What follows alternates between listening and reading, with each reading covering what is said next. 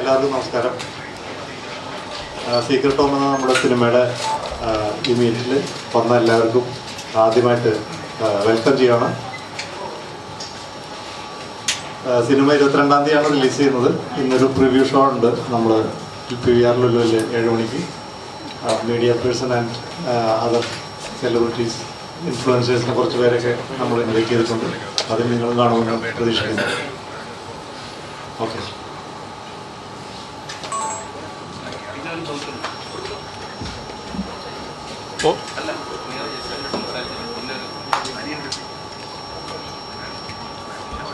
എല്ലാവർക്കും നമസ്കാരം.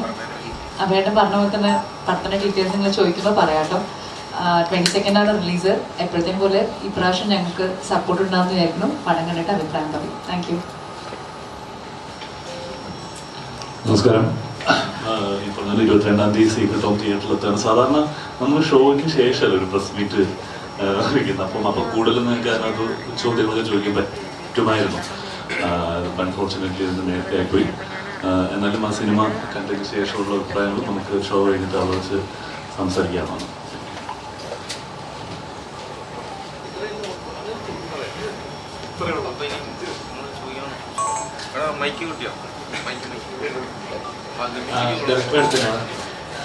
Secret home അതിനകത്ത് തന്നെ പറയുന്നുണ്ട്, ഒരു എപ്പോഴും എല്ലാവരുടെയും ജീവിതത്തിലുണ്ടാവും അല്ലെങ്കിൽ സീക്രട്ട്ലി അല്ലെങ്കിൽ ഹൈഡ് ചെയ്യുന്ന എന്തെങ്കിലും ഉണ്ടാവും.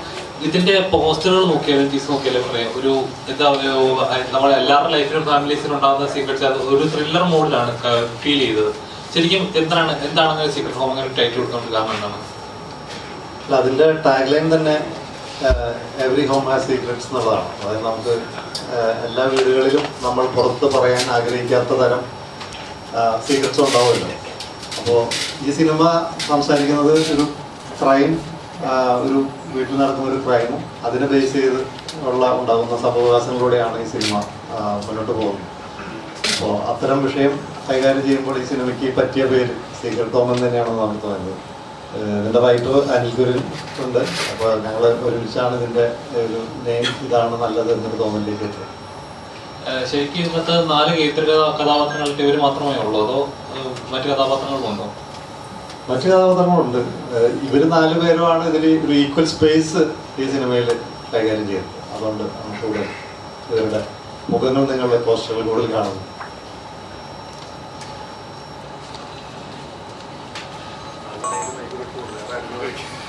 ചന്ദ്രചേട്ടാ, ശരിക്കും പറഞ്ഞാൽ 12th Man ഒക്കെ കണ്ടു നിൽക്കുന്ന സമയത്ത് ശരിക്കും ആ ഒരു സ്റ്റോറി ലൈനില്ല, അങ്ങനെ ഒരു സ്റ്റോറി കീപ്പിംഗ് ഉണ്ടല്ലോ, ക്യാരക്ടേഴ്സ് ഇൻവോൾവ് ചെയ്യുന്ന രീതി, അവരുടെ ലൈഫ് സ്റ്റൈല്. ശരിക്കും ഇത് കാണുമ്പോഴും അങ്ങനെ ഒരു സെയിം ഫീലിംഗ് കിട്ടുന്നുണ്ട്. ശരിക്കും അത് എന്തെങ്കിലും കമ്പാരിസൺ വരുമെന്ന് പേടിയുണ്ടോ? ഇല്ല, അങ്ങനത്തെ പേടിയില്ല. കമ്പാരിസൺ എന്ന് പറയാൻ സാധ്യതയില്ല. രണ്ട് ഡിഫറെന്റ് സ്റ്റോറി ലൈനാണ്. സ്റ്റോറി ക്യാരക്ടർ ആർക്കൊക്കെ ഡിഫറെന്റാണ്. ഇപ്പൊ എന്റെ ശിവതയിലെ ആ സിനിമയിലെ അനുവിന്റെ ഇൻവോൾവ്മെന്റ് കൊണ്ടാണ് അങ്ങനെ ചോദിക്കുന്നത്. അങ്ങനെ ആയിരിക്കാം. പക്ഷെ ഫോർച്ചുനേറ്റ്ലി നമുക്ക് വീണ്ടും ഒരുമിച്ച് വർക്ക് ചെയ്യാൻ പറ്റും. പക്ഷെ ആ സിനിമയായിട്ടോ അതിന്റെ കഥാഗതിയുമായിട്ടോ ക്യാരക്ടേഴ്സുമായിട്ടോ യാതൊരു ബന്ധവുമില്ല. അത് കൂടുതൽ മോശമാവുന്നെങ്കിലുണ്ട് ക്യാരക്ടേഴ്സ്.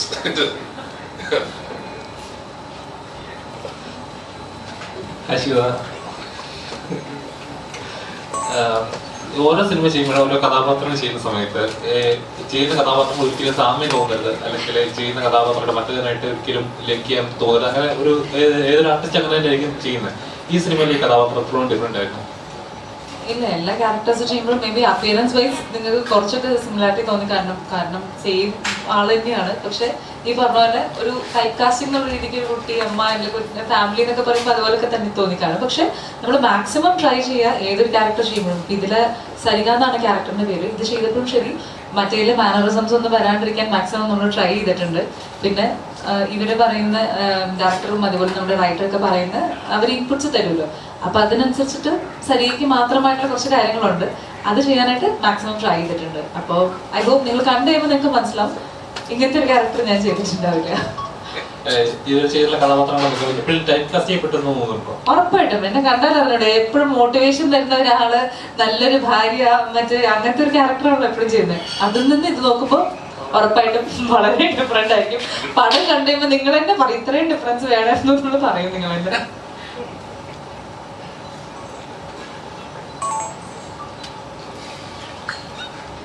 അങ്ങനെ ആളില്ല എന്നല്ല.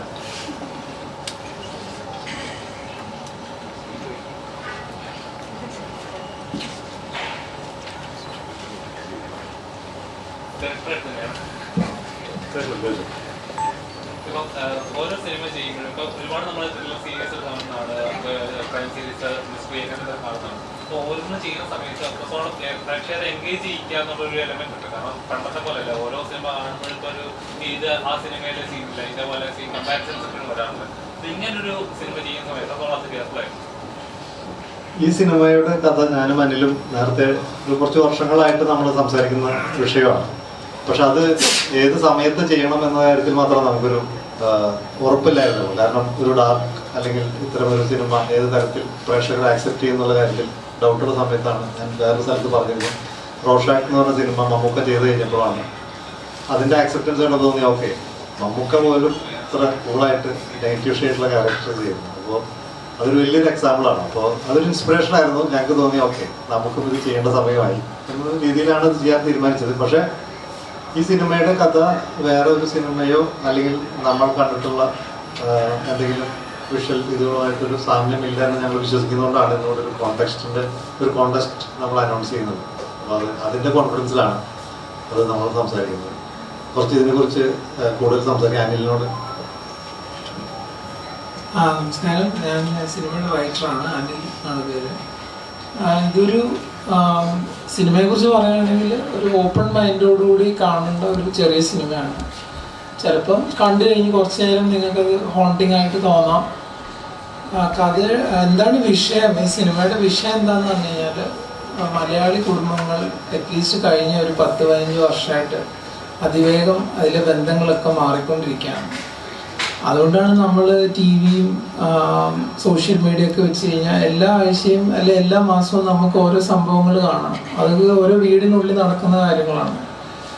അപ്പോൾ നമ്മൾ ചിലപ്പം ഓവർ കോൺഫിഡൻ്റ് ആയിട്ട് ചിന്തിക്കുന്നുണ്ടാവും, ഇതൊന്നും എൻ്റെ വീട്ടിൽ നടക്കത്തില്ല, അല്ലെങ്കിൽ നമുക്ക് അതിനോടൊരു ഓവർ കോൺഫിഡൻസോ അല്ലെങ്കിൽ നമ്മുടെ തിരക്കിൽ നമ്മളത് വിസ്മരിക്കുകയോ ഒക്കെ ചെയ്യുന്നുണ്ടാവും. അവിടേക്കാണ് ഈ സിനിമ നമ്മുടെ ചിന്തകളെ നയിക്കുന്നത്. അപ്പോൾ കാണുക, ഇഷ്ടപ്പെടുകയാണെങ്കിൽ ഇതിൻ്റെ പ്രമേയവും ഈ സിനിമ ഇഷ്ടപ്പെടുകയാണെങ്കിൽ തീർച്ചയായിട്ടും അടുത്ത ആൾക്കാരോട് പറയാം. അപ്പോൾ അതൊരു പ്രോത്സാഹനമായിരിക്കും. Thank you. ഡയറക്ടറോടാണ്. ഈ സിനിമയുമായി ബന്ധപ്പെട്ട് നമ്മൾ ഗൂഗിൾ ചെയ്യുന്ന സമയത്ത് ഒരുപാട് സ്റ്റോറീസ് കാണുന്നുണ്ട്, ഇംഗ്ലീഷിലും മലയാളത്തിലും ഒക്കെ ആയിട്ട്. അപ്പം ഈ സിനിമ ഒരു റിയലിസ്റ്റിക് സ്റ്റോറിയാണ്. അപ്പോൾ അങ്ങനെയുള്ള സന്ദർഭത്തിൽ ഇങ്ങനൊരു സ്റ്റോറി സിനിമയായിട്ട് വരുമ്പോൾ എത്രത്തോളം റിസ്ക് ഫാക്ടേഴ്സ് അതിനകത്തുണ്ടായിരുന്നു? Risk factor in the sense ആ സ്റ്റോറി എടുത്തതിലാണ്. ആ സ്റ്റോറി ഞങ്ങൾക്ക് അങ്ങനെ റിസ്ക് ഒന്നും തോന്നിയിട്ടില്ല. കാരണം അത് പറയപ്പെടേണ്ട ഒരു വിഷയമാണെന്ന് തോന്നിയിട്ട് തന്നെയാണ് നമ്മൾ ആ സിനിമയുടെ സബ്ജക്റ്റ് എടുത്തത്. പിന്നെ മാത്രമല്ല, ഇങ്ങനൊരു സബ്ജക്റ്റ് നമ്മുടെ സിനിമകളിൽ, ഇന്ത്യൻ സിനിമയിൽ ഇതുവരെ ഹാൻഡിൽ ചെയ്തിട്ടില്ലെന്നാണ് ഞങ്ങൾ വിശ്വസിക്കുന്നത്. അപ്പോൾ അത് പുതിയൊരു കഥയായിരിക്കും, അല്ലെങ്കിൽ പ്രേക്ഷകർക്ക് ഒരു പുതിയ അനുഭവമായിരിക്കുമെന്ന് ഞങ്ങൾ വിശ്വസിച്ചതുകൊണ്ടാണ് ഈ സിനിമയിലേക്ക് എത്തിയത്. അല്ലെങ്കിൽ ഈ സിനിമയിൽ പ്രവർത്തിച്ച എല്ലാവർക്കും ആ ഒരേ അഭിപ്രായമുള്ളതുകൊണ്ടാണ് ഈ സിനിമ സംഭവിച്ചത്. പ്രത്യേകിച്ച് പ്രൊഡ്യൂസർ നമ്മുടെ സന്തോഷ് തീർത്ഥമെന്നാണ് നമ്മുടെ പ്രൊഡ്യൂസർ. മുമ്പത്തെ ഞങ്ങളുടെ പ്രിയനോട്ടത്തിലാണ് കുഞ്ഞുമണി ഹോസ്പിറ്റൽ എന്ന സിനിമയൊക്കെ അദ്ദേഹം തന്നെയാണ് പ്രൊഡ്യൂസ് ചെയ്തത്. ഈ ഒരു സബ്ജക്റ്റ് പ്രൊഡ്യൂസ് ചെയ്യാനായിട്ട് ഒരു പ്രൊഡ്യൂസറെ കിട്ടുക ഒരു ടഫായിരുന്നു. കാരണം നമ്മളൊരു ഭയങ്കര പ്ലസൻറ്റ് മാസ് അങ്ങനത്തെ സിനിമകളൊന്നും അല്ല, വേറെ കുറച്ചൊരു ഡിഫറെൻ്റ് ആയിട്ടൊരു സബ്ജക്റ്റാണ്. അപ്പോൾ അത് അദ്ദേഹം ഇതിൽ വിശ്വസിച്ചു, ഈ സിനിമയിൽ വിശ്വസിച്ചു. ഈ പറയപ്പെടേണ്ട വിഷയമാണെന്ന കാര്യത്തിൽ അതിൽ അദ്ദേഹത്തിൻ്റെ കോൺഫിഡൻസ്, അതാണ് ഈ സിനിമയിലേക്ക് എത്തിയത്. അപ്പോൾ ഇത് സിമിലർ നെയിംസ് നമുക്കിപ്പോൾ ഈ സീക്രട്ട് ഹോം ഫെമിലിയർ ആണ്. അതിപ്പോൾ പല ഭാഷകളിൽ പലതരത്തിലൊക്കെ ആ നെയിം പറയപ്പെടുന്നുണ്ടാവും. പക്ഷെ അതുകൊണ്ടായിരിക്കും സെർച്ച് ചെയ്യുമ്പോൾ സിമിലർ നെയിംസ് വരുന്നത്. പക്ഷേ ഈ സിനിമയായിട്ട് അതിനൊന്നും ബന്ധമുണ്ടാവില്ലെന്നാണ് ഞങ്ങൾ വിശ്വസിക്കുന്നത്. നിങ്ങൾ സിനിമ കണ്ടിട്ട് ആണ് അത് പറയുന്നത്. ഇപ്പൊ മറ്റന്നാൾ സിനിമ തിയേറ്ററിൽ എത്തും, പേര് തന്നെ സീക്രട്ട് ഹോം എന്ന് തന്നെയാണ്. ഇപ്പൊ റിവ്യൂ ചെയ്യാൻ പറ്റിയ എന്തെങ്കിലും സീക്രട്സ് ഉണ്ടോ? കഥാപരമായിട്ടുള്ള സീക്രട്ട് ആണോ ഉദ്ദേശിച്ചത്? സീക്രട്ട് ഹോമില് പ്രേക്ഷകർക്ക് എന്താണ് നിങ്ങൾ നൽകാൻ പോകുന്നത്?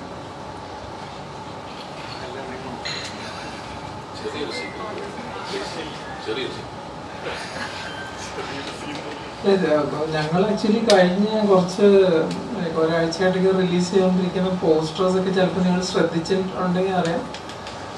സീക്രട്ട് ഇസ് ലൈക്ക് ഇവരാരും ബേസിക്കലി നല്ലവരല്ല ഈ സിനിമയ്ക്കകത്ത്. ഇവരാരും നന്മയുടെ ഷെയ്ഡൊന്നും തീരെ ഇല്ലാത്ത ആൾക്കാർ. അത് പിന്നെ എനിക്കറിയില്ല അതൊരു സീക്രട്ട് ഇനഫ് ആണോ എന്നുള്ള. അതെ, വിഗ്രഹങ്ങളൊക്കെ വീണുടയും അങ്ങനത്തെ സംഭവം. ശരിക്കും അപ്രിഷിയേറ്റ് ചെയ്യേണ്ടത് ഇവരെയാണ്.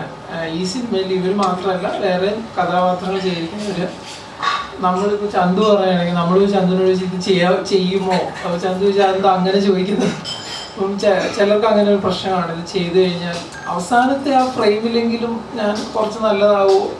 അപ്പോൾ അങ്ങനത്തെ ഒരു സംഭവം ഇല്ല എന്നുള്ളത് മേ ബി അതൊരു സീക്രട്ട്, അത് കൊടുക്കുന്ന പോലെ നമുക്ക് വിടാം.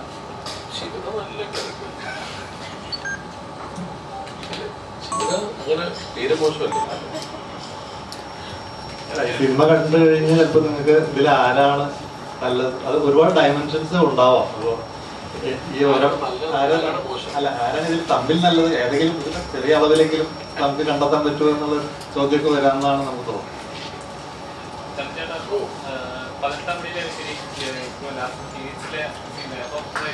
ഓരോ കഥാപാത്രങ്ങളെ തിരിച്ചറിയുന്നത് അങ്ങനെയായിരിക്കാം.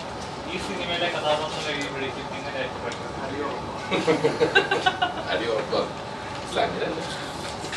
അല്ല, ഫീനിക്സ് എന്നുള്ള സിനിമ ആയിരിക്കും ലാസ്റ്റ് എന്നെ ഐഡന്റിഫൈ ചെയ്തൊരു നല്ലൊരു ശതമാനം ഓഡിയൻസ് ഐഡന്റിഫൈ ചെയ്ത സിനിമ. ആ ക്യാരക്ടറോട് ഒരു ബന്ധവും ഈ സിനിമയുടെ കഥാപാത്രത്തിന്റെ പ്രായം കൊണ്ടോ പെരുമാറ്റം കൊണ്ടോ രീതികളോ കൊണ്ടോ ചേഷ്ടകളോ കൊണ്ടോ ഇല്ല. മാക്സിമം അതിനകത്ത് വേരിയേഷൻ ഉണ്ടാക്കാൻ, അത് 2 സമയത്ത് ഷൂട്ട് ചെയ്യുന്ന സിനിമയാണെങ്കിൽ കൂടി എനിക്ക് ഭയങ്കര സന്തോഷമുള്ള കാര്യമാണ് ഫീനിക്സ് പോലെ സിനിമ കഴിഞ്ഞിട്ട് ഇങ്ങനൊരു സിനിമ പറയുന്നത്. ക്യാരക്ടർ ഭയങ്കര ചേഞ്ചാണ്. അപ്പം എന്നെ ഐഡന്റിഫൈ പെടുന്നത് എങ്ങനെയാണെന്ന് വെച്ചാൽ മോശമായിട്ടൊക്കെ ഇത്രയും മോശമായിട്ടൊക്കെ പറ്റുമോ എന്നൊക്കെ അങ്ങനെ വല്ലതും അങ്ങനെ ഒരു പെർഫോമൻസ് വൈസ് എന്നെ മോശമൊന്നുമല്ലല്ലോ, ആ ക്യാരക്ടർ മോശമൊന്നുമില്ലല്ലോ.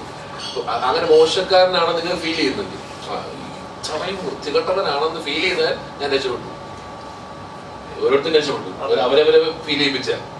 പിന്നെ ചേട്ടൻ പറഞ്ഞാൽ ഇതിൽ ആരാ കൂടുതൽ മോശം, അത് ഇസ് വെരി റിലേറ്റീവ്. അതാണ് നേരത്തെ അല്ലേട്ടൻ പറഞ്ഞ പോലെ നമ്മളെ വീഡിയോയിൽ സംഭവിക്കുന്ന കുറച്ച് കാര്യങ്ങളാണ് ചിലപ്പോൾ റിവീൽ ചെയ്യാൻ ബുദ്ധിമുട്ടുള്ള, അങ്ങനെ കുറച്ച് സെൻസിറ്റീവ് ആയിട്ടുള്ള ഡെലിക്കേറ്റ് ആയിട്ടുള്ള ഏരിയ, ഒരു ചെറിയ ഏരിയയാണ് ഇവര് കേരളത്തിൽ നടന്നൊരു ഇൻസിഡന്റുമായി കണക്ട് ചെയ്തിട്ടൊരു ഫിക്ഷൻ ഉണ്ടാക്കിയിരിക്കുന്നത്. അങ്ങനെ എനിക്ക് പറയുന്നത് ഒരു കോൺട്രവേഴ്സി സാധ്യതയില്ല. കോൺട്രവേഴ്സി ഉണ്ടാക്കുന്ന സിനിമ അല്ല അല്ല കാര്യത്തില്ലേ. കോൺട്രവേഴ്സി എക്സ്പെക്ട് കോൺട്രവേഴ്സീസ് ഒന്നുമില്ല, പക്ഷെ പറയുന്ന പോലെ ശരി ഒരു സാധനം വരും.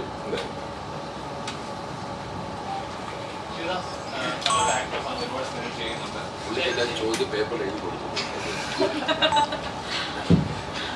നല്ലൊരു ആക്ട്രസ്സാണ്, ഒരുപാട് സിനിമ ചെയ്യുന്നുണ്ട്. പക്ഷെ ശരിക്കും ടാലന്റ് യൂസ് ചെയ്യപ്പെടുന്നില്ല, അല്ലെങ്കിൽ ഉപയോഗിക്കുന്നില്ല. അത് ആക്ച്വലി എന്നോടല്ല, ഇവിടുത്തെ ഡയറക്ടേഴ്സിന്റെ അടുത്ത് വേണ്ടി ചോദിക്കാനായിട്ട്. ഫീലിംഗ് തോന്നിയിട്ടുണ്ടോ ശരിക്കും കഥാപാത്രം അല്ല, ആഗ്രഹിക്കുന്ന പോലെ അല്ല, കിട്ടുന്ന കഥാപാത്രങ്ങൾ എങ്ങനെ നന്നായിട്ട് ചെയ്യാമെന്ന് നമ്മൾ നോക്കുന്നുണ്ട്. കാരണം അതല്ലെങ്കിൽ ഞാൻ ആഗ്രഹിക്കുന്ന പോലെ തന്നെ ഒന്നല്ലെങ്കിൽ ഞാൻ ഡയറക്ട് ചെയ്യും, അല്ലെങ്കിൽ ഞാൻ പ്രൊഡ്യൂസ് ചെയ്യും. അതല്ലെങ്കിൽ നമുക്ക് എന്താണോ കിട്ടുന്നത് 100% കൊടുത്തിട്ട് ചെയ്യാന്നുള്ളത് മാത്രമേ ഇപ്പൊ നമ്മൾ നോക്കുന്നുള്ളൂ. പക്ഷെ ഈ പറഞ്ഞ പോലെ തന്നെ തമിഴിൽ കുറച്ചുകൂടെ വെറൈറ്റി ആയിട്ടുള്ള ക്യാരക്ടേഴ്സ് വരുന്നുണ്ടെന്ന് എനിക്ക് പേഴ്സണലി ഫീൽ ചെയ്യുന്നുണ്ട്. കാരണം കുറച്ചുകൂടെ ആസ് എൻ ആക്ടർ നമ്മൾ എല്ലാ ഡയമെൻഷനിലും ചെയ്യണം എന്നാണല്ലോ വിചാരിക്കുക. അപ്പൊ തമിഴിലാണ് കുറച്ചുകൂടെ എനിക്കൊരു പേഴ്സണലി ഒരു എക്സ്പെരിമെന്റേഷനുള്ള സ്കോപ്പ് തമിഴിലാണെന്നുള്ള പലപ്പോഴും ഫീൽ ചെയ്തിട്ടുണ്ട്. ഇവിടെ എപ്പോഴും ഈ നേരത്തെ പറഞ്ഞ പോലെ തന്നെ ഒരു നന്മമരം എന്നൊക്കെ ഒരു മോട്ടിവേറ്റ് ചെയ്യുന്ന ഒരു ലവർ, അല്ലെങ്കിൽ ഒരു നല്ലൊരു സപ്പോർട്ട് കൊടുക്കുന്ന ഒരു ഭാര്യ, അങ്ങനെ ഒരു പോസിറ്റീവ് ഫീലാണ് മേ ബി പടം വരുമ്പോഴത്തേക്ക് അത് മാറുമായിരിക്കും.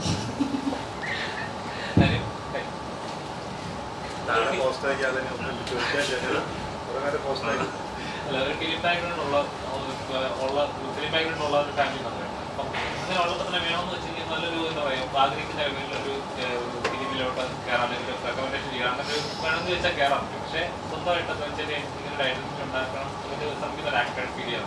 ശരിക്കും വേണം ഇങ്ങനത്തെ ഒരു ഫിലിം ചെയ്യുന്ന സമയത്ത്, അല്ലെങ്കിൽ ഇന്ന ഒരു ഇതിൻ്റെ കൂടെ വർക്ക് ചെയ്യണം അങ്ങനെ ആഗ്രഹം ഉണ്ടാകുന്നത്. അപ്പോൾ ഏതെങ്കിലും സിനിമ അങ്ങനെ ചെയ്യണമെന്ന് ആഗ്രഹിച്ചിട്ടുണ്ടോ? എങ്ങനെ ഇന്ന ക്രൂവിൻ്റെ കൂടെ വർക്ക് ചെയ്യണം വേണമെന്ന് വെച്ചാൽ മനസ്സുകൊണ്ട് വെച്ചാൽ അല്ല, അത് ഈ പറഞ്ഞ പോലെ ഒരു സിനിമ ഫാമിലി എന്ന് വന്നതുകൊണ്ട് നമുക്ക് വേണമെന്ന് വെച്ചാൽ എല്ലാം നടക്കും. അതൊക്കെ വളരെ തെറ്റായ ധാരണയാണ്. കാരണം അത് ചിലപ്പം ഒരു സിനിമ, ആദ്യത്തെ ഒരു സിനിമയിലേക്ക് ഒരു അവസരത്തിന് അത് ഉപയോഗപ്പെടും എന്നതിൻ്റെ അപ്പുറത്തേക്ക് ഒരു സിനിമ ഫാമിലി എന്ന് വന്നുകൊണ്ട് വിചാരിക്കുന്നത് പോലെ എല്ലാ കാര്യങ്ങളും നടക്കുന്നു പറയുന്നത് വളരെ തെറ്റായ ധാരണയാണ്. അങ്ങനെയൊന്നുമില്ല. അതുകൊണ്ടാണ് ഞാൻ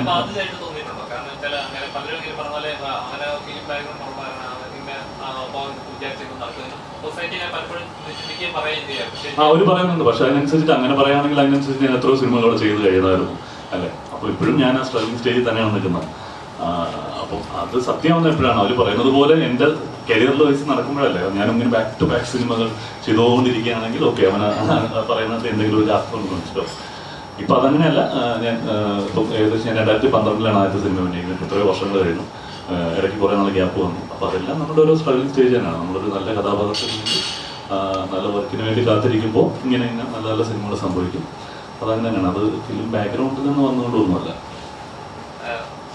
പലപ്പോഴും നമ്മുടെ ഇൻഡസ്ട്രിയിൽ അങ്ങനെ ഒരുപാട് ടോക്ക് ഉണ്ട്. കാരണം ഇത് പുറമേ നമ്മളെല്ലാം സോഷ്യൽ മീഡിയയിൽ ഇന്നയാളുടെ ഇന്നയാളുടെ തെറ്റാണ്. അപ്പോൾ അങ്ങനെയുള്ളപ്പോൾ വേണമെന്ന് വിചാരിച്ചാൽ നടക്കും. പക്ഷേ ഇത് ഒരുപാട് ടോക്കുകൾ സോഷ്യൽ മീഡിയയിൽ വരാറുണ്ട്. ടോക്കുകൾ നടക്കുന്നുണ്ട്. നമ്മളിപ്പോൾ ഇവിടെ ഉള്ള ആൾക്കാരെ നോക്കിയാൽ പോലെ അവർ എല്ലാവരും സിനിമ കുടുംബത്തിൽ നിന്ന് വന്ന ആൾക്കാരാണ് ഇവിടെ നിലനിൽക്കുന്നതും വലിയ സ്റ്റാർട്ടത്തിൽ നിൽക്കുന്നതൊന്നുമല്ലല്ലോ. എത്രയോ ആൾക്കാർ കഷ്ടപ്പെട്ട് തന്നെയാണ് വന്നിരിക്കുന്നത്. അവർ സ്ട്രഗിൾ ചെയ്ത് തന്നെ കയറി വന്നിരിക്കുന്നത്. അപ്പോൾ അത് അങ്ങനെയാണെങ്കിൽ അത് മാത്രം സംഭവിക്കണം അല്ലെ. സിനിമ ബാക്ക്ഗ്രൗണ്ട് സിനിമ ഫാമിലി എന്നുള്ള ആൾക്കാർ മാത്രം സിനിമയിൽ വർക്ക് ചെയ്യുക എന്ന് പറയുന്നത് അസംഭവ്യമാണ്. ഇതിലെ കഥാപാത്രം ഈ പറയുന്നത് ഒരു ഗ്രേ ഷെയ്ഡുള്ള ക്യാരക്ടറാണ്. അജീഷ് എന്ന് പറയുന്നൊരു IT പ്രൊഫഷണലാണ്. ഞങ്ങൾ ഒരുമിച്ച് വർക്ക് ചെയ്യുന്ന ആൾക്കാരാണ്. ഈ പറയുന്നത് ഒരു വീട്ടിൽ നടക്കുന്ന ഇൻസിഡന്റിനെ ബേസ് ചെയ്ത് കണക്ട് ആവുന്ന ക്യാരക്ടേഴ്സാണ് ചന്തു ചെയ്യുന്നതും ശിവദ ഞാനും അപ്പും ചെയ്യുന്ന ക്യാരക്ടേഴ്സ്. വേറെയും ഒരുപാട് ക്യാരക്ടേഴ്സ് ഉണ്ട്.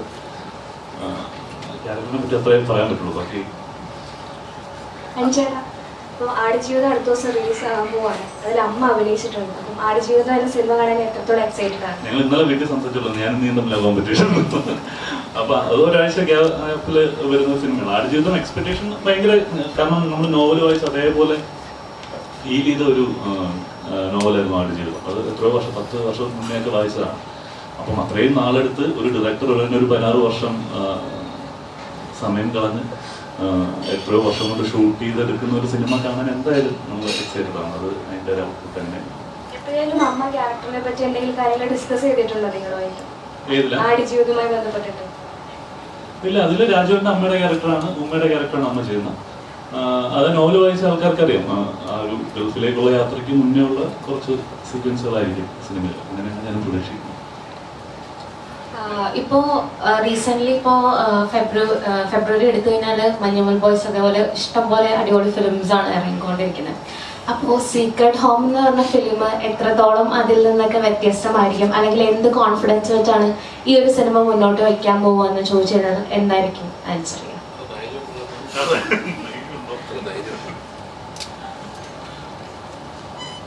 അത് എവിടെങ്കിലൊക്കെ ധൈര്യം കാണിക്കണമല്ലോ. ആ ധൈര്യം കാണിക്കാൻ തുടങ്ങിയാലാണല്ലോ അതിൽ ലക്കം കൂടി വരുള്ളൂ. ഇപ്പോ സിനിമകൾ പലതും സൂപ്പർ ഹിറ്റ് ആവാൻ ചെയ്യുന്നതല്ല, അത് സംഭവിക്കുന്നതാണ്. അപ്പോ നമ്മളൊരു സിനിമ ചെയ്യുന്നു, അത് നമ്മളുടെ ഒരു കോൺഫിഡൻസ് ആണ്, നന്നായി വന്നിട്ടുണ്ട്, അത് വ്യത്യസ്തമാണ് നമ്മൾ സ്ഥിരം പറയപ്പെടുന്ന രീതികളിൽ നിന്ന്. അപ്പൊ പ്രേക്ഷകർ എന്ത് ഒരു കോൺഫിഡൻസിൽ നമ്മളത് വന്ന് കാണണം എന്ന് ചോദിക്കുകയാണെങ്കിൽ എത്രത്തോളം വ്യത്യസ്തമായിരിക്കും സീക്രട്ട് ഹോം എന്ന് പറയുന്ന സിനിമ എന്നാണ് ഞാൻ ചോദിച്ചത്. ഈ സിനിമ പ്രേക്ഷകർക്ക് ഇതുവരെ കാണാത്ത ഒരു തലത്തിലേക്ക്, അതായത് പറയപ്പെടാത്തൊരു വിഷയം, അല്ലെങ്കിൽ ഈ സിനിമ കഴിയുമ്പോൾ ഇപ്പോഴത്തെ അറ്റ്ലീസ്റ്റ് പുതിയ തലമുറ എന്ന് വിചാരിക്കുന്ന, അല്ലെങ്കിൽ വളരെ പ്രോഗ്രസീവ് എന്ന് പറയപ്പെടുന്ന ആളുകൾക്കെങ്കിലും ഒരു തോട്ട് പ്രോവോക്കിംഗ് ഒരു സംഭവത്തിലുണ്ടെന്ന് നമ്മൾ വിശ്വസിക്കുന്നു. നമ്മൾ പറയുന്ന പോലെ ഇവിടെ സമൂഹത്തിൽ പറയുന്ന കുറേ നമ്മളുടെ നന്മകളോ അല്ലെങ്കിൽ പുറമെ നടിക്കുന്ന ഹിപ്പോക്രസി അല്ലെങ്കിൽ മൊറാലിറ്റി പോയിട്ടുള്ള പോലെ കാര്യങ്ങളെ പലതിനെയും ചിലപ്പോൾ ഈ സിനിമ ഒരു തരത്തിൽ മറ്റൊരു തരത്തിൽ അഡ്രസ്സ് ചെയ്യുന്നുണ്ട്. അതെത്രത്തോളം അതിൻ്റെ അതേ അളവിൽ അതേ തരത്തിൽ പോകുന്നു എന്നുള്ളതൊക്കെ ഇതിൻ്റെ വിഷയമാണ്. അത് നിങ്ങൾ സിനിമ കണ്ടു കഴിയുമ്പോൾ സ്വാഭാവികമായിട്ടും നിങ്ങൾക്ക് കുറച്ചെങ്കിലും ഹോണ്ട് ചെയ്യുമെന്ന് ഞങ്ങൾ വിശ്വസിക്കുന്നു. റൈറ്റർ സാറിൻ്റെ അടുത്താണ്, എത്ര നാൾ കൊണ്ടാണ് ഈ ഒരു സ്ക്രിപ്റ്റ് ഇപ്പോൾ കുറച്ച് വർഷങ്ങൾക്ക് മുന്നേ സ്റ്റാർട്ടപ്പ് ചെയ്തതെന്ന് പറഞ്ഞല്ലോ, അപ്പോൾ ആ ഒരു ജോണറിനെ പറ്റിയും പിന്നെ ഈ ഒരു റൈറ്റിംഗ് പ്രോസസ്സ് എങ്ങനെയാണെന്നൊന്ന് ഷെയർ ചെയ്യാം. ആക്ച്വലി നമ്മൾ പറഞ്ഞ പോലെ ഇത് ഒരു ഇൻസിഡൻറ്റ് നമ്മുടെ നാട്ടിൽ ഇങ്ങനത്തെ ഒരു ഇൻസിഡൻറ്റ് നടന്നപ്പോൾ നമ്മളിത് നോട്ടീസ് ചെയ്തു. ദാറ്റ് എങ്ങനെയാണ് ഇത് മാറിക്കൊണ്ടിരിക്കുന്നത്, നമ്മുടെ ഫാമിലികളിലൊഴിത്തെ ഇക്വേഷൻ മാറുവാണ്. നമ്മൾ മേ ബി അത് ശ്രദ്ധിക്കുന്നില്ല. നമ്മൾ ടി വിയിൽ ഇത് കാണുന്നുണ്ട്, പക്ഷെ ഞാൻ നേരത്തെ പറഞ്ഞാൽ നമ്മൾ മേ ബി നമ്മുടെ വീട്ടിലൊന്നും സംഭവിക്കില്ല എന്നുള്ളൊരു ചിന്ത. അപ്പോൾ അത് നോട്ടീസ് ചെയ്തപ്പോൾ നമ്മൾ രണ്ടുപേരും അത് ഡിസൈഡ് ചെയ്തിട്ടുണ്ട് ഇതൊരു ഇങ്ങനത്തെ ഒരു സബ്ജക്റ്റ്. പക്ഷെ അഭയ് നേരത്തെ വന്ന പോലെ നമുക്ക് ധൈര്യമില്ല ലൈക്ക് ഇതൊക്കെ ചെയ്ത ആൾക്കാർ ലൈക്ക് ആക്സെപ്റ്റ് ചെയ്യുമോ. ബിക്കോസ് ആൾക്കാർ നമ്മുടെ കൂടെ സഞ്ചരിക്കണം, ആ നറേറ്റീവിൻ്റെ കൂടെ ആ കാലം അതിനനുസരിച്ച് പ്രോഗ്രസ് ചെയ്യണം. പിന്നെ ഇതിപ്പോൾ ഈ മുമ്പോട്ട് പോകുന്തോറും എപ്പോഴും സംഭവിക്കുന്ന ഇൻസിഡൻസ് ആയി. അപ്പോൾ അങ്ങനെ ആകുമ്പോൾ നമുക്ക് കുറച്ചുകൂടെ ധൈര്യം വരിക. നമ്മുടെ ഉള്ളിൽ നിന്ന് അത് കോൾ ചെയ്യുവാണ് ഈ കഥ പറയപ്പെടേണ്ടതാണ് എന്നങ്ങനെ കോൾ ചെയ്യാണ്. അപ്പോൾ നമ്മൾ ഓൾറെഡി നമ്മുടെ മനസ്സിൽ ഒരു ഫ്രെയിം വർക്ക് ഉണ്ടായിരുന്നു. ഒരു 4 years ഒരു 5 years ആയിട്ട് നമ്മുടെ മനസ്സിൽ ഫ്രെയിം വർക്ക് ഉണ്ടായിരുന്നു. നമ്മളൊരു ലാസ്റ്റ് 2 to 3 years നമ്മളത് എഴുതാൻ തുടങ്ങി. അപ്പോൾ ആ 3 years വേണം നമുക്ക് പറയാം റൈറ്റിങ്ങിന്. പക്ഷെ നേരത്തെ മുതൽ ഇത് നമ്മളെ ഹോണ്ട് ചെയ്യുന്ന ഒരു ഇൻസിഡൻ്റ് ആണ്. പിന്നെ നമ്മുടെ സുഹൃത്തായ DYSP പുള്ളി വളരെയധികം ഹെൽപ്പ് ചെയ്തിട്ടുണ്ട്. നമ്മളിത് ചെന്ന് പറയുമ്പോൾ പുള്ളി ഇങ്ങോട്ട് പറഞ്ഞു തരും, ഇങ്ങനത്തെ വേറെ 3-4 ഇൻസിഡൻറ്റ് പുള്ളി പറഞ്ഞു തരും ലൈക്ക് ഇത് ഇങ്ങനെ. അപ്പം നമ്മൾ അതിൽ നിന്നും ഇൻപുട്സ് എടുത്തിട്ടുണ്ട്. അങ്ങനെയാണ് ഇതിൻ്റെ ഒരു റൈറ്റിംഗ്.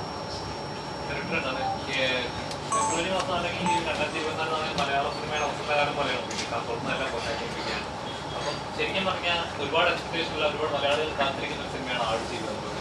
അപ്പോൾ ഈ മാർച്ച് 22 സമയത്ത് ഒരാഴ്ചയ്ക്ക് ആട് ജീവിതം. അപ്പോൾ ഇതിന്റെ തിയേറ്ററിന്റെ ലിസ്റ്റുകളൊക്കെ എങ്ങനെയാണ്, എത്രത്തോളം തിയേറ്റർ കിട്ടിയിട്ടുണ്ട്? ഇപ്പോൾ തിയേറ്റർ കിട്ടിയിരിക്കുന്നത് 60ഓളം തിയേറ്ററുകളാണ് നമ്മൾ റിലീസ് ചെയ്യുന്നത്. അതിനുശേഷം ഈ സിനിമ ആദ്യത്തെ 2-3 ദിവസങ്ങളിലാണല്ലോ ഇതിൻ്റെ ഒരു തീരുമാനം ഉണ്ടാവുക. അപ്പോൾ ആ തീരുമാനത്തിൻ്റെ ഭാഗമാണ് നിങ്ങളും. അപ്പോൾ ഇത് എത്ര ദിവസം ഓടണമെന്ന് തീരുമാനിക്കേണ്ടത് ഈ സിനിമ കണ്ടിറങ്ങുന്ന പ്രേക്ഷകരാണ്. അപ്പോൾ അതാദ്യം ഞങ്ങളുടെ ചലഞ്ച് ഇത് പ്രേക്ഷകരിലേക്ക് എത്തുക എന്നുള്ളതായിരുന്നു. ഒരു തിയേറ്ററിൽ ഡീസൻ്റായിട്ട് റിലീസ് ചെയ്ത് കുറച്ച് സെൻറ്റേഴ്സെങ്കിലും ഈ സിനിമ വരികയും അവിടെ കുറച്ച് ആളുകളെങ്കിലും കാണാൻ വരികയും ചെയ്യുന്ന പ്രതീക്ഷയിലാണ്. ആ വരുന്ന ആളുകൾ തുടർന്നുള്ള ദിവസങ്ങളിൽ ഈ സിനിമയുടെ കണ്ടന്റിനെ എങ്ങനെ ആക്സെപ്റ്റ് ചെയ്യുന്നു, അതിനെ മറ്റുള്ളവർക്ക് എങ്ങനെ എത്തിക്കുന്നു, ഇതിലാണ് ഞങ്ങളുടെ പ്രതീക്ഷ. ഈ ആടുജീവിതം ഒരു ഗംഭീര സിനിമ വരുമ്പോൾ നമുക്കും വളരെ സന്തോഷമുണ്ട്, കാണാൻ ആഗ്രഹമൊക്കെയുണ്ട്.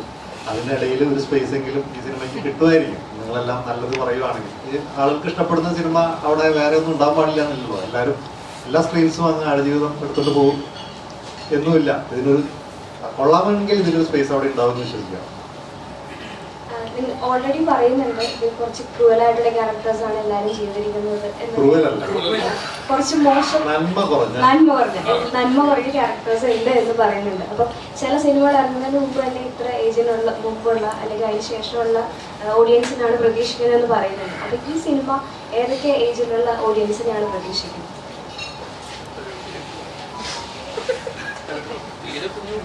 ആക്ച്വലി ആ സിനിമ കറക്റ്റ് ചെയ്യണം. ക്രൂവൽ അങ്ങനല്ല, അവരൊക്കെ മനുഷ്യ സഹജമായ പ്രശ്നങ്ങളുള്ള ആൾക്കാരാണ്. അവര് ഗ്ലോറിഫൈ ചെയ്യാനായിട്ടൊന്നും ചെയ്തിട്ടില്ല എന്ന് മാത്രമേ ഉള്ളൂ. നമ്മളുടെ ഉള്ളിൽ 2 സൈഡും ഉണ്ടല്ലോ, നല്ലതും അഴുക്കുണ്ട്. അവർ ചില സിറ്റുവേഷൻ വരുമ്പോൾ അതെല്ലാം പുറത്തേക്ക് വരുന്നതെന്ന് മാത്രമേ ഉള്ളൂ. അപ്പം ചോദ്യം ടാർഗറ്റ് ഓഡിയൻസ് നമ്മൾ എക്സ്പെക്ട് ചെയ്യുന്നത് ഒരു 45-40 ഇയേഴ്സിന് താഴെയുള്ളവർക്ക് ഇഷ്ടപ്പെടുന്നതാണ്. അതിൻ്റെ മുകളിലുള്ളവർക്ക് ചിലപ്പോൾ ആക്സെപ്റ്റ് ചെയ്യാൻ നമുക്കറിയില്ല എത്രത്തോളം പറ്റും. ഒരു അഭയ് ജസ്റ്റ് എനിക്ക് പറയാമെന്നറിയില്ല. നമ്മളിത് പ്രിവ്യൂ ചെയ്ത് കാണിച്ചപ്പോൾ കുറച്ച് സീനിയർ ആയിട്ടുള്ള ഒരാൾ ഏജ് വൈസ് ഞാൻ പറയണം. എന്ന് ചോദിച്ചാൽ ഓക്കെ ഇതെല്ലാം ടെക്നിക്കലി എല്ലാം നല്ല, പക്ഷെ ഇങ്ങനെയൊക്കെ ഇത് കാണിക്കാമോ എന്ന്. അപ്പോൾ നമുക്കറിയില്ല ലൈക്ക് ഒരു ഏജിന് ബിയോണ്ട് ആയിട്ടുള്ള ആൾക്കാർ അത് എങ്ങനെ എടുക്കുമെന്ന് നമുക്കറിയില്ല. ബട്ട് ലെസ് ദൻ 40 ചിലപ്പോൾ ദേ മേ ആക്സെപ്റ്റ് ഇറ്റ്. അല്ല, പറഞ്ഞ പോയിന്റ് എന്താണെന്ന് വെച്ചാൽ നമ്മള് സമൂഹത്തിൽ നടക്കുന്നുണ്ട്. നമ്മളെല്ലാവരും അങ്ങനെയുണ്ടല്ലോ, നടക്കുന്നുണ്ടെന്ന് നമുക്ക് അറിയാം. പക്ഷെ നമുക്ക് പറയാൻ ഇഷ്ടമല്ല, അല്ലെങ്കിൽ നമ്മൾ അറിഞ്ഞതായിട്ട് അത് അംഗീകരിക്കാൻ നമ്മൾ തയ്യാറല്ല. അങ്ങനത്തെ വിഷയങ്ങളുണ്ട്. ഈ സിനിമ ഹാൻഡിൽ ചെയ്യുന്നൊരു വിഷയം അതാണ്. ഇതൊക്കെ ഇവിടെ സംഭവിക്കുന്ന കാര്യങ്ങളാണ്. ഇതിന്റെ കഥയുമായി ഞങ്ങൾ ചില ആർട്ടിസ്റ്റുകളെ സമീപിച്ചപ്പോൾ, അവർ സംസാരിച്ചപ്പോൾ അവർ ഇങ്ങോട്ട് സിമിലർ ഇൻസിഡന്റ് ഞങ്ങളോട് പറഞ്ഞു തരികയുണ്ടായി പലതും. അപ്പോൾ അത് ഞങ്ങൾക്ക് കൂടുതൽ കോൺഫിഡൻസ് തരിക. അത് വൺ ഓഫ് ഇൻസിഡന്റ് അല്ല, these all are happening around. എനിക്കൊരു ചോദിക്കും. അല്ലേ, ഞാൻ കുറെ നേരം ചോദിക്കുമ്പോൾ വിചാരിച്ചതാ ഷൂട്ട് കഴിയും ശേഷവും അല്ലല്ലേ അല്ല ഈ ക്ലൈമാക്സ് ഇല്ലേ അല്ലെ പടത്തിന്റെ ക്ലൈമാക്സ് പരിപാടി ആ പരിപാടി അത് ഫിക്ഷനിലാണോ ശരിക്കും അങ്ങനെ സംഭവം? അങ്ങനത്തെ സിമിലർ ഇൻസിഡന്റ് ഉണ്ടായിട്ടുണ്ടോ കേരളത്തിൽ? അതിനോട് സാമ്യമുള്ള ഇൻസിഡൻസ് ഉണ്ടായിട്ടുണ്ട്. സാമ്യമുള്ളൂ. അല്ല അത് എക്സാക്ട്ലി അവിടെ നമ്മൾ കാണിക്കുന്ന അല്ലെങ്കിൽ ആ സിനിമയിൽ എക്സാക്ട്ലി ഒരു സീനിൽ ഷൂട്ട് ചെയ്ത് വെച്ചാൽ അതേപോലെ സംഭവിച്ചിട്ടില്ല. ഉണ്ടോന്ന് അറിയില്ല, നമുക്കിപ്പോ എല്ലാം അറിയില്ല. പക്ഷെ അപ്രോക്സിമേറ്റ് ഇതിലും കടന്ന ലെവലുണ്ടായിരുന്നു.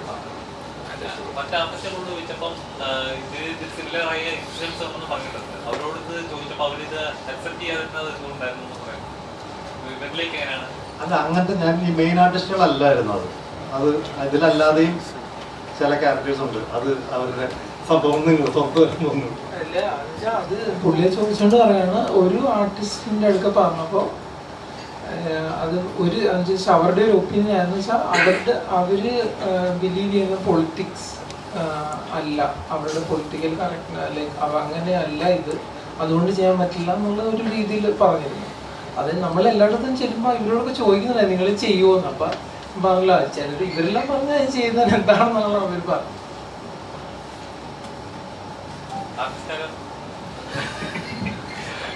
അല്ല ഇത് സിനിമ കണ്ടു കഴിയുമ്പോൾ സ്വാഭാവികമായിട്ടും നിങ്ങൾക്ക് മനസ്സിലാവും ഏത് ക്യാരക്ടർ ചെയ്യാനായിരുന്നിട്ടുണ്ടാവാം ഞങ്ങൾ അങ്ങനെയുള്ള ആളുകളെ സമീപിച്ചതെന്ന് നിങ്ങൾക്ക് വ്യക്തമാവും. അത് ഗ്യാരണ്ടി.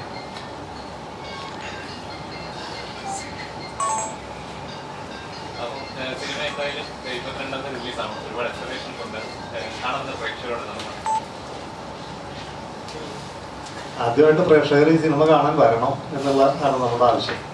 ഈ വരുന്ന പ്രേക്ഷകർക്ക് ഇത് ഇഷ്ടമാവുകയാണെങ്കിൽ അത് അവർ പരമാവധി മറ്റുള്ളവരിലേക്ക് അത് സ്പ്രെഡ് ചെയ്യുക. കാരണം ഇത് നമുക്ക് പറയുന്ന പോലെ വലിയ ബഹളങ്ങളും കോലാഹലങ്ങളും കാണിച്ച് ആളുകളിലേക്ക് എത്തിക്കാനുള്ള ശേഷി ഞങ്ങൾക്കില്ല. പറ്റുന്ന രീതിയിൽ ബെസ്റ്റ് രീതിയിൽ നമ്മൾ ട്രൈ ചെയ്യുവാണ്. ഏതെങ്കിലും തരത്തിൽ പ്രത്യേക ശ്രദ്ധ എത്തിക്കാൻ പറ്റുള്ളൂ.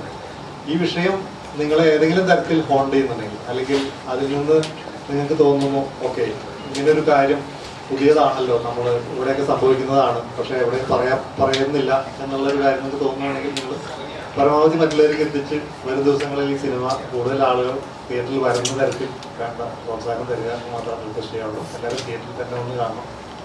നിങ്ങൾ പ്രിവ്യൂ ഷോയ്ക്ക് നിങ്ങൾ എല്ലാവരും ഉണ്ടാവില്ല, നിങ്ങളെ ഗസ്റ്റ് എല്ലാവരും ഇൻവൈറ്റ് ചെയ്തിട്ടുണ്ടല്ലോ. സ്വാഭാവികമായിട്ടും നിങ്ങളുടെ ഇപ്പോഴത്തെ ക്യൂരിയോസിറ്റി ഒക്കെ കുറച്ച് കഴിയുമ്പോഴേക്കും മാറി ചർച്ചകൾക്ക് ഇടവരട്ടെ. തീർച്ചയായും താങ്ക് യു.